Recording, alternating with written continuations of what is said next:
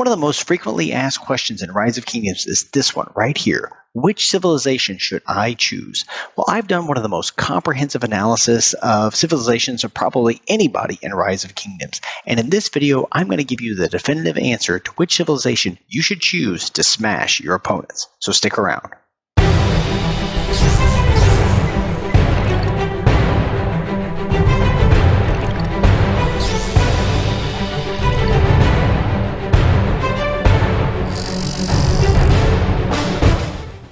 What's up, everybody? Psych out here with another Rise of Kingdoms video, and in this video we're going to be talking all about civilizations. And look, if you just want to know the answer, if you just want to know the key insights from the analysis, if you don't care about the analysis that I do and the assumptions that we make, you can just jump to the end of the video. I'll put a marker at the end and you could just jump there and say, okay, here's the answer, here's what Psych out says I should choose, and that's fine. But if you care about this analysis, if you want to understand not only how this analysis impacts what civilization you choose, but what gear you use and what commanders you run in Rise of Kingdoms, then you're going to want to stick through this video and learn a little bit more about how all of this works. So let me begin with a couple of assumptions. So first of all, I assume that you want to have maximum combat impact. That is, I assume you want to dish out more sev wounds and that you want to take fewer sev wounds.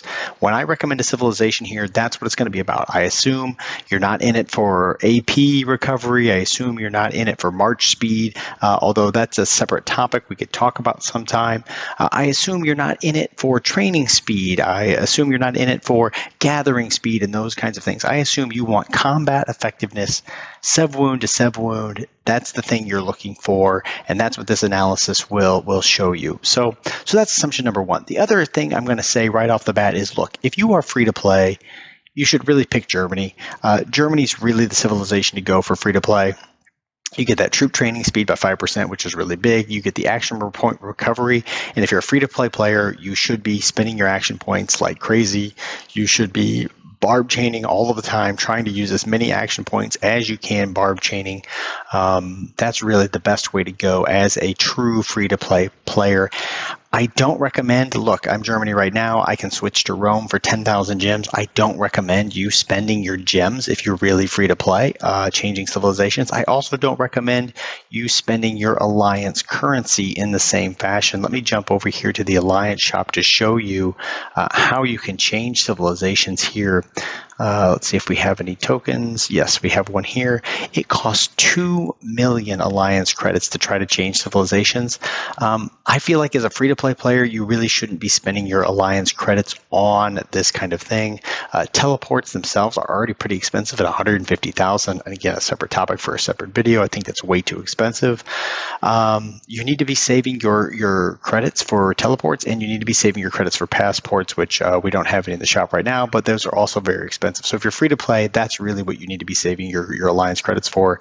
Go Germany as your civilization, and just stick with Germany. Okay, but for everybody else, if you are spending in the game and you are willing to change civilizations, or you want to make those civilization changes, you want to maximize your combat effectiveness, you can go either way. You can use your alliance currency to buy the civ change. I think that's pretty expensive. I'd rather just pay the 10,000 gems, but that's just me. So you want to pick the right civilization for you. And right off the bat, a couple of things that we need to talk about. One is I'm going to look at this from a perspective of infantry, archers, and cavalry as your main unit type. Now, you may be running different unit types, but I'm going to be focusing mainly on you have one major unit type that you focus on. So maybe out of 5 marches, 3 of them are infantry, or 3 of them are cavalry, or 3 of them are archers, or out of 7 marches, you're running the majority, the 3 or 4 are one of those troop types. And so I'm going to assume that, and that that's the troop type that you want to really maximize. Or maybe you're running more. Maybe you're running 5 archers or something like that, and Season of Conquest.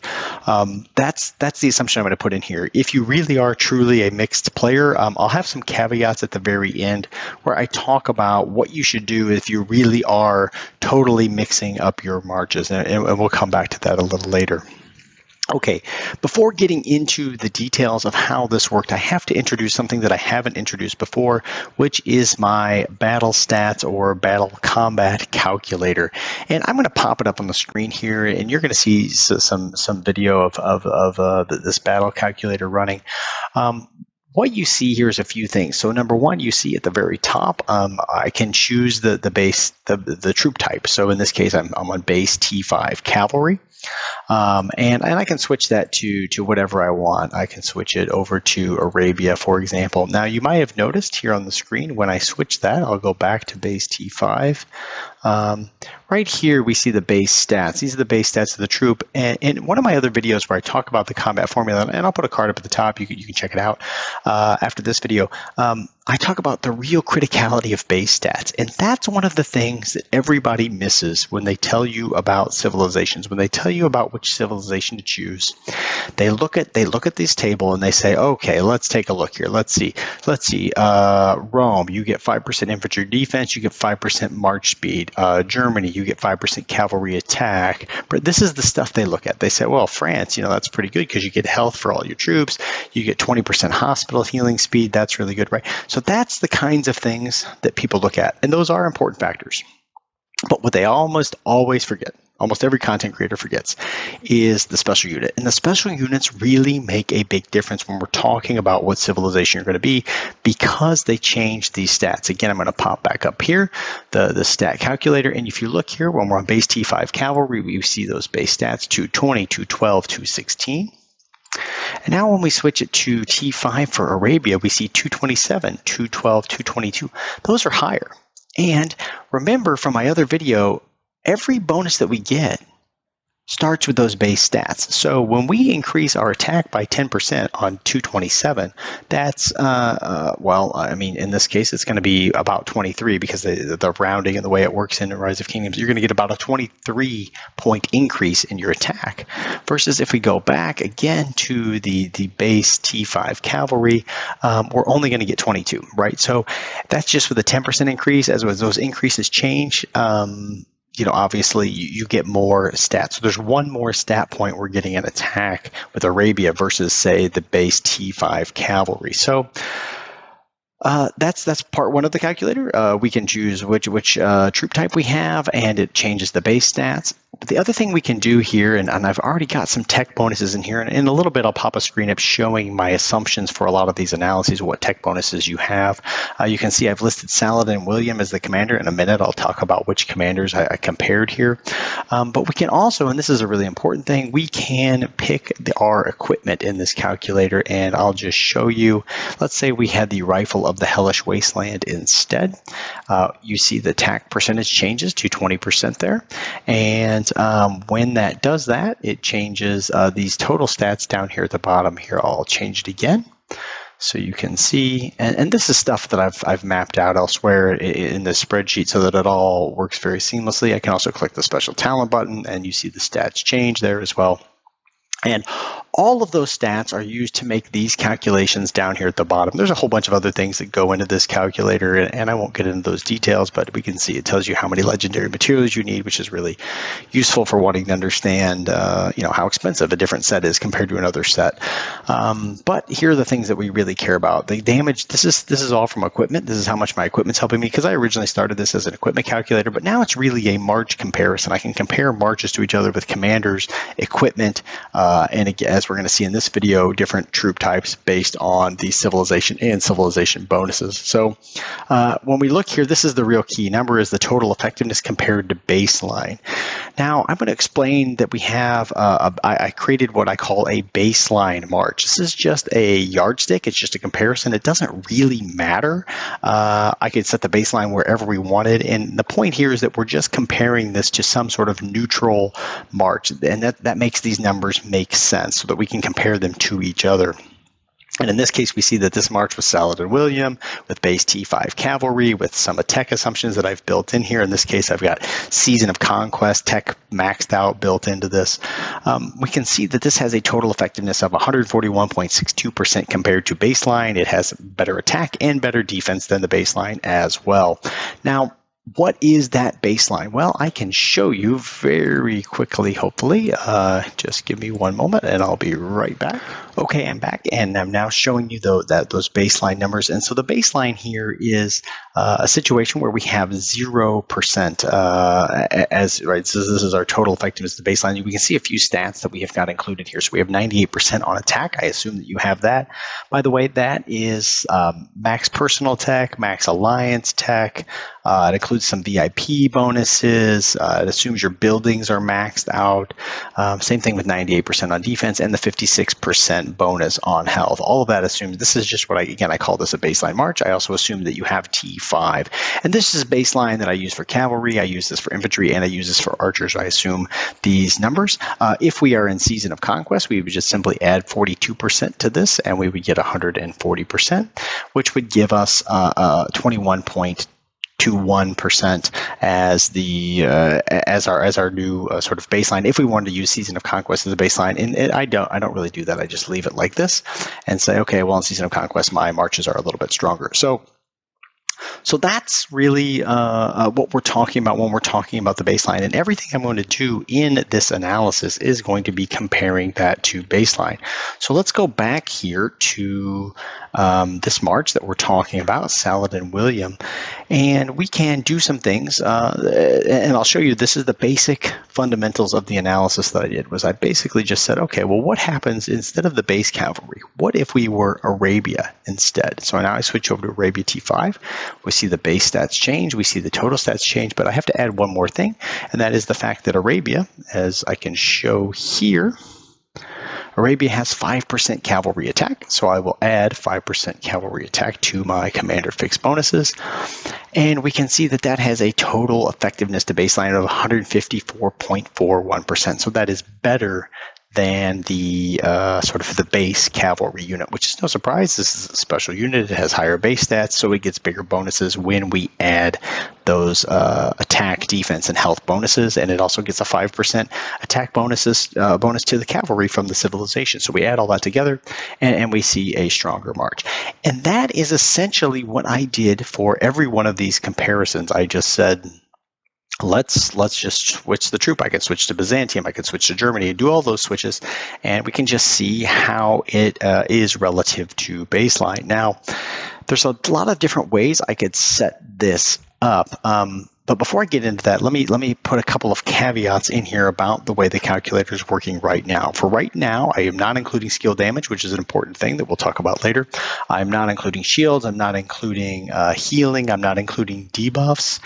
So if your commander does debuffs like Alex, increases the damage that enemy takes by 40%, those kinds of things are not included in here. And obviously, it's relevant if you want to compare march to march or commander to commander, but when we're talking about comparing civilizations, it really doesn't affect those things right now, with one exception being Ottoman, which I'll talk about a little later on in the video.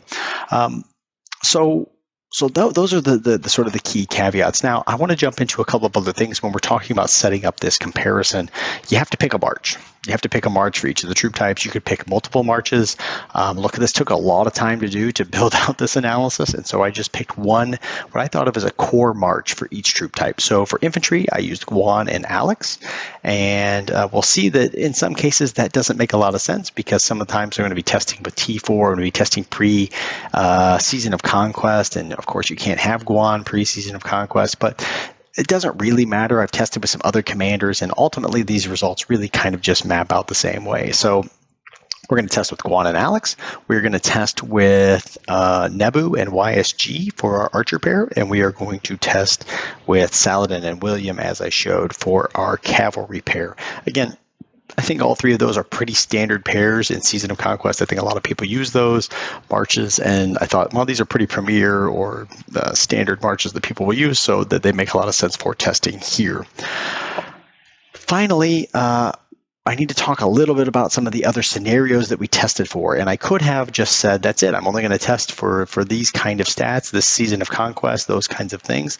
But I thought, no, that might not apply because things might change in different scenarios, and so I tested a whole lot of different scenarios. So one is T4, and I'm going to pop the stats up on the screen for that here. Yeah, so we tested a baseline, well, not a baseline, but we tested, we compared to the baseline a T4 player, right? A player who's got T4 tech, and they've got a little bit of the tech tree unlocked. So the way I did it was they're not max tech. I said that they have about 62.5 attack, 62.5 defense, 31.5% health. Now, what does that actually amount to?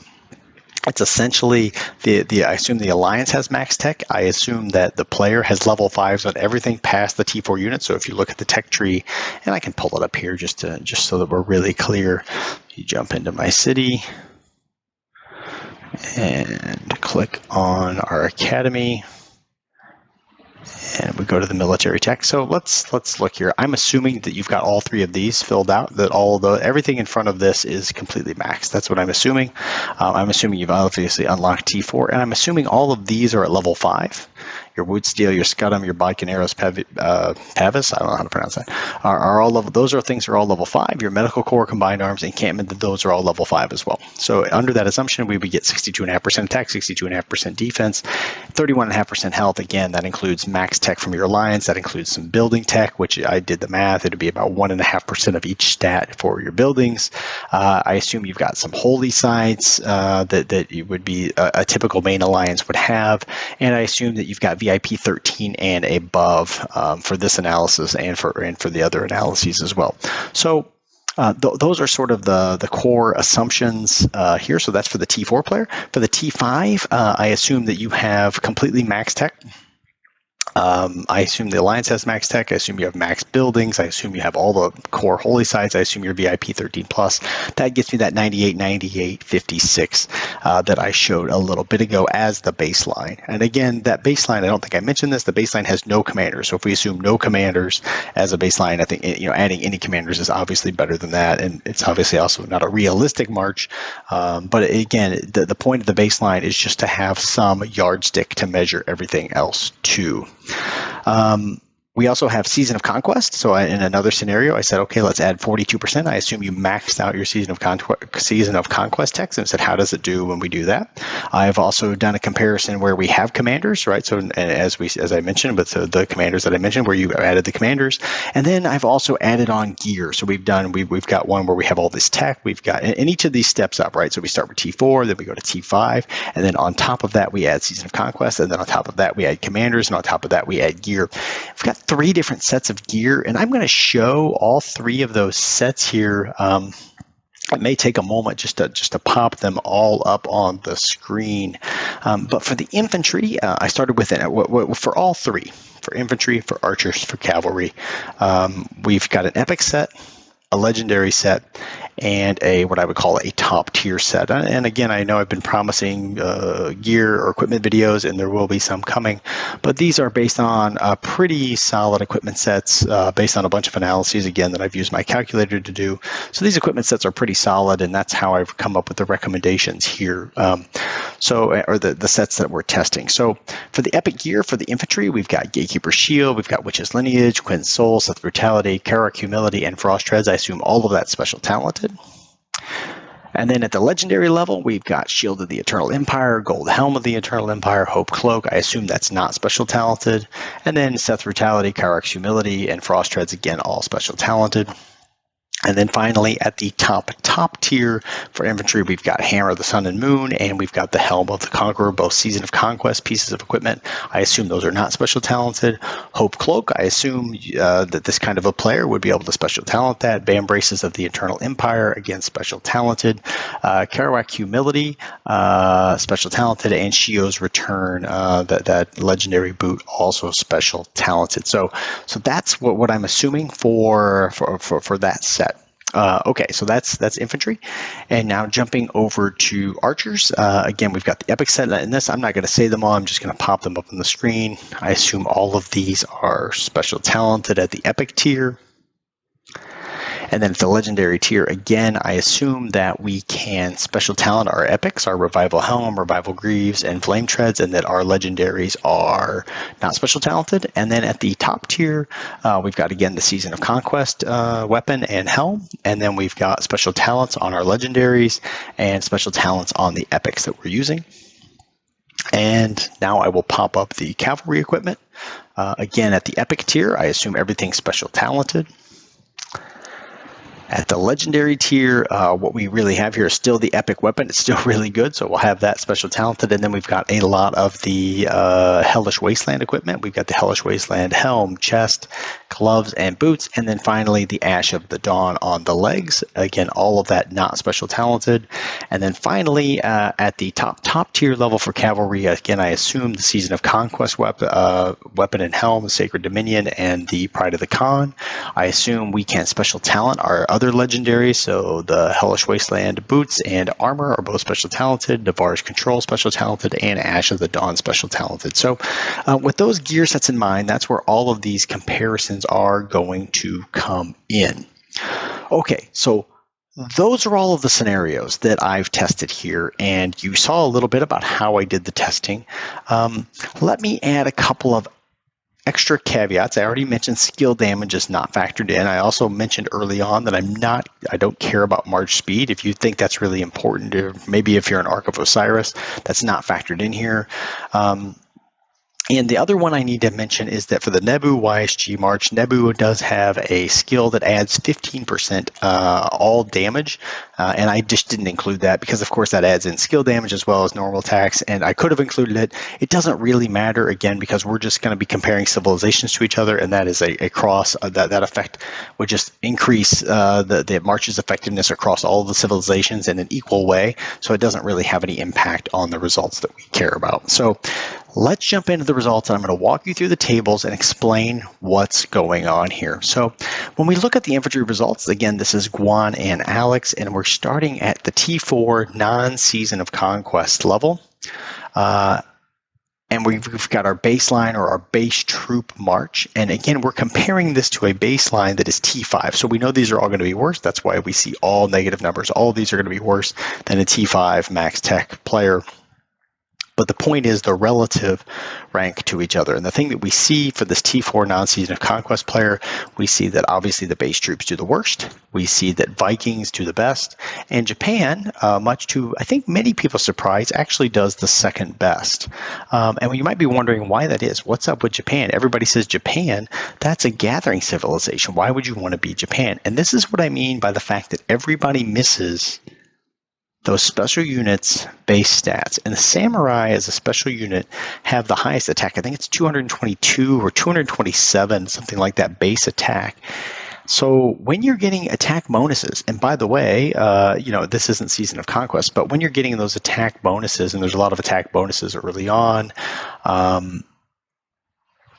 Japan does really well, right? It gets big boosts from those that other civilizations don't, particularly in the T4 range. I think I mentioned the T5 units, but this is a T4 unit. In any case, it doesn't matter.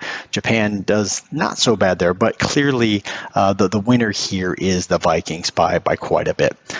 If we go to a max tech player in non-Season of Conquest, again, we see that the base troop, and this is the baseline, so we would expect this to be 0, and it is. The math all checks out, that when we have a base troop and we're at the baseline of 98% attack, 98% defense, 56% health, or whatever it is, with no gear, no commanders, we're right at 0%.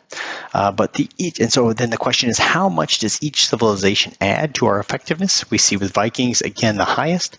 Rome and France and Japan falls off a little bit, but Rome is a little bit better than France, and Vikings next. Going to Season of Conquest, so now we're adding a bunch of attack. Again, we see Vikings, again, stand out as the top. And now I'm going to jump a little bit quicker here. If we add commanders, again, we're adding Guan and Alex. Again, Vikings do really well. Again, what's interesting is Japan jumps up ahead. So we're in Season of Conquest. We've got commanders. We have no gear. No gear on. Japan really jumps up to the second position here. And that's because Guan and Alex add a ton of attack. And again, the samurai had the highest base attack. So when Guan and Alex add their bonuses, they get the biggest bonuses from that. Now let's go to when we start adding gear. And this is when Japan, again, starts to fall back off. And the big reason for that is because the top infantry gear really doesn't have much attack on it. It's a lot of defense and health kinds of gear, mostly defense for infantry. And so what we see is that attack bonuses that you get, that you would want to get if you were Japan, start to drop off. But again, we still see Vikings top. Again, we look at the legendary gear tier. Again, Vikings are on top, and the other three are pretty close to each other. There's not much difference between Rome, France, and Japan. And it's the same thing when we go to that top tier final set of gear. Vikings, again, a clear winner. So what can we learn from this? Big picture, Vikings are really, really good. Why are Vikings so good? A lot of people would say Vikings, I mean, they're not very good. 5% troop attack. That's what a lot of people say. Why would you want to add attack? Attack's the worst stat you hear. And in fact, if you look at the Berserkers or special unit, they don't have a very high base rate of attack. So they're not getting a lot from that bonus. A troop load, 10%, that's garbage. Who wants that? That counterattack damage is so good, guys. That's what everybody's missing on Vikings. And they're not really missing it, because if you look around, a whole heck of a lot of content creators are playing Vikings, and they're not talking about this. And I don't know if they're just getting lucky and they don't know, or if they just don't want you to know. But the reality is the Vikings are ridiculously good, about a 2% advantage over all of the other troops compared to the baseline, which is pretty substantial. You're going to do a lot better with Vikings. The other thing to keep in mind is that counterattack damage isn't just for their infantry units, it's for all of their units. And counterattack damage is really, really effective. Vikings are too good. I can't really justify playing any civilization if you're going to be infantry other than Vikings. You could say Rome if you said, I'm an AOO, I want an Ark of Osiris expert, and I really want that march speed. Okay, fine. I think it would be kind of fun to try Japan. I think it would be kind of cool because they've got that big attack. And if you just say, I just want to do massive amounts of damage and have a lot of fun in Season of Conquest, then Japan is the way to go for that, because, you know, that 42% extra attack boost when you've got the highest base rate of attack is really fun and it seems really cool. So you could try that. But at the end of the day, it's just really hard to beat Vikings when we're talking about an infantry civilization. So now let's jump over to our archer civilizations. And again, we've got Nebu, YSG will be the commanders we look at, both starting out with no commanders. T4, Season of Conquest. Again, we see here the same pattern. The base troops are the worst. That's okay. We know special units should be better. A couple of things that we see stand out. Britain actually stands out as the best. T4 troop, followed by Ottoman. Very closely, but again, that's not a really relevant situation because we don't have commanders on, we don't have any gear on. This is just trying to compare the civilizations and see how they do just on their own. And again, why is that? Well, Britain actually has a lot of attack. They have the highest attack for an archer special unit. That special unit has the highest attack of all the archer units. Much like Japan, it's sort of the Japan of archers. If we get to a Max Tech player, Max Alliance, non-Season of Conquest, Ottoman starts to take the lead, followed by Korea. Britain falls off pretty hard.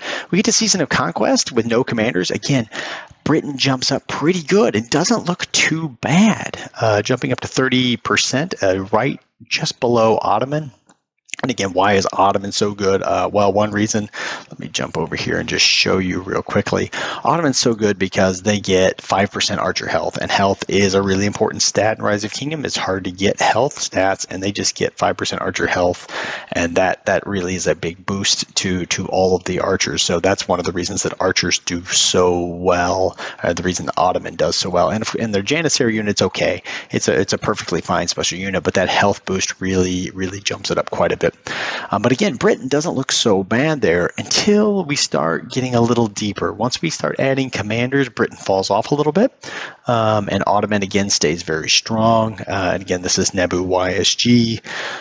Neither of them boost health, so getting the health boost from Ottoman is nice. YSG does boost attack, and so you lose a little bit of the benefits, and a lot of archers do boost attack. Ramses boost attack. And the other thing to keep in mind here, and I didn't mention this, is I did go through when setting these commanders up with talents and said what would be a talent setup, and I can try to pop the talents for each of them that I used up on the screen here, so you can see what kind of stats they're getting from talents. And one of the interesting things about archers is that the archers and calves, the talents that they get, I want to say it's around like 21-ish total talent points, total stat points, versus the infantry seem to get a lot more stat points, like 27-28% stat points. And the infantry is mostly health and defense, whereas the archers and the calves get a lot of attack and a little bit of defense, not as much health as what the infantry get. So that does play a role here. So jumping into epic gear for the archers, again, we see the Ottoman jumping out, and Korea, a surprise there, jumping in as a very close second to Ottoman. Britain falling off quite a bit. And why is Britain falling off quite a bit here? The real answer to that question is, again, because of the way the gear works. Britain would really benefit from archer gear that's really strong and boosting attack, but the best archer gear available to you in the game really boosts a lot of defense. Things like the Revival helm and the Revival greaves, the archer weapons really boost defense. So the Dragon's Breath bow, the Hydra's blast boost defense a lot. And so Britain doesn't get as many benefits. If those weapons were attack weapons, it might be a very different story. We might be saying, oh, Britain's still pretty strong once we start putting gear on, but instead they really start to fall off once we start to put gear on. Again, Ottoman does really well, but the question is, what's up with Korea? And it's kind of interesting. One is that they get a big defense boost, and I think, if I remember correctly, this Korea special unit actually has the highest base defense for archers. So when it gets that 5% defense boost, it's boosting the biggest stat. And again, the archer gear is mainly defense oriented. We have a lot of pieces of archer gear that boost that defense, and that's a big help if you have a big base stat for defense like Korea does. So that's why Korea actually doesn't do so badly. Not as bad as people think. Most people think Korea, why would you ever do that? You only want that for the research speed. But actually, Korea does not perform that badly when we start putting gear on commanders. And if we go to our legendary gear and our top gear, we see the same trend, the same pattern here. Again, Ottoman, slight advantage over Korea. Now, I say all that with one big caveat that you have to keep in mind, which is that I didn't include any skill damage in this. And remember, one big benefit of Ottoman is that they also get 5% active skill damage, and archers do a lot of skill damage. They have high damage factors. They also get 5% troop march speed. And I know this isn't a video about march speed, but compared to the other benefits you get with Korea, if you're a max tech player and you're already done, the research speed really doesn't help you much. Hospital capacity, it's not really something you're probably looking for. So ultimately, even though Korea and Ottoman look really close, it's really pretty clearly Ottoman is the way to go as an archer player. Okay, so that's archers, and now we're going to jump into the last one that we're going to look at, and that's cavalry. Again, starting with our T4 non-season of conquest, right? Our sort of halfway through our tech tree march. Again, we see the baseline is the worst, right? The base troops just aren't very good. And then we can look at a few other things. We see that Arabia and Spain actually do really well with the T4 troops, in part because they get that attack boost. That attack boost seems to work much better on T4 than it does on T5. Once we get into T5 max tech players, again, we see Arabia still does fairly well, and Byzantium jumps up as a very strong margin, right? So Arabia is giving us 5% cav attack. It's also giving us that Mamluk special unit. What's up with Byzantium? Again, much like Ottoman in the archers, we see that we get 5% health for all of our cavalry units. Really strong for Byzantium, and we'll see that they end up being one of the stronger civilizations we can choose for cavalry. When we jump into Season of Conquest, it turns out that Arabia and Spain actually do really well. Why does Spain do so well? Well, Spain is kind of like the Britain, kind of like the Japan, and that Spain, its special unit, the Conquistadors, have the highest base rate attack. Now, there's a little bit of missynergy here because they get a bonus to defense, a 5% bonus to defense, instead of a bonus to attack. If they were getting a bonus to attack, that would really benefit them a little bit more, since again they have the highest base attack, but they do benefit more from that Season of Conquest technology, which gives 42% extra attack, so they get the biggest benefit of that compared to the other cavalry civilizations. So again, Arabia is pretty good, Spain not so bad. One other theme you're going to see here is that Germany is the absolute worst. And I know I said at the beginning, if you're free to play, you should go to Germany and stick with Germany. And I didn't say it was because you would be the most effective fighter on the field. It's because that'll help you train the more troops, and that will get you AP faster, which you really need as a free-to-play player. Germany is just flat out the worst civilization for fighting among cavalry players. And I say that knowing that I just watched a video the other day where somebody recommended Germany as a top cav civilization, and I would say that's true if you care about training and you care about AP recovery. But if you care about fighting effectiveness, Germany is just not a good choice, and you'll see as we finish here that it's just not a good choice. When we add commanders, when we add Saladin and William, we see again Arabia and Spain doing really well. Again, Spain benefiting because Saladin and William actually add quite a bit of attack. William especially adds a lot of attack, so we see that works really well there. And then when we start adding gear onto our commanders, Spain starts to drop off and Byzantium really goes up big time. And the reason for this is because if we look at the cavalry gear, a lot of the cav gear, the top tier cav gear, boosts health. And health's a really important stat. And boosting cavalry health really helps Byzantium the most, right? They're the ones that get the biggest benefit from those health boosts. And so what we see is that as we get into epic gear, Byzantium stands out, followed by Arabia. We get into that legendary gear. Again, Byzantium is the highest, followed by Arabia. And again, Spain has really fallen off almost down to Germany levels here. And then when we get to the very, very top tier gear, where we are adding some more attack back on with the Sacred Dominion, we still see that Byzantium stands out as the highest, followed by Arabia and then Spain, and finally Germany and last. And of course, all of those are better than the base cavalry unit. Now, so what does that mean here? What does that mean for cavalry players? I think there's really actually two choices. While Byzantium seems like, okay, that's the best choice for open field because you get that health boost, and that'll give you the best trades in the open field. There's no doubt about that. The one thing to say about Arabia is they also get an extra 5% damage when they're running rallies. So my recommendation for a cav player is if you only fight in the open field, if you never run rallies and you're a cav main, you have 3 or more cav marches, then go Byzantium. If you are a cav player who leads rallies, right? You lead city rallies, you lead rallies on structures, then I would say you definitely want to go Arabia, because adding 5% damage to your rally is a really big deal. And the difference in the open field from Byzantium is just not that great. You're still going to have a very, very effective march compared to Byzantium. You're very, very close to each other. So if you ever run rallies, if you're a rally player, definitely go Arabia. Arabia is probably my top choice for cavalry players, unless you absolutely say, I never run rallies, I just do open field, in which case I would say Byzantium is the way to go.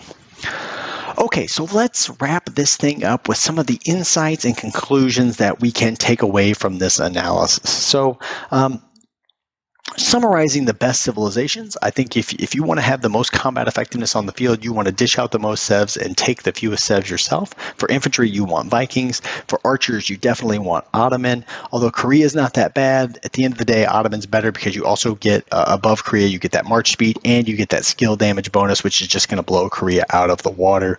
Although Korea is surprisingly a second place finisher there on archers. If you are a cavalry player, I recommend Arabia if you ever do rallies, and Byzantium if you only fight in the open field.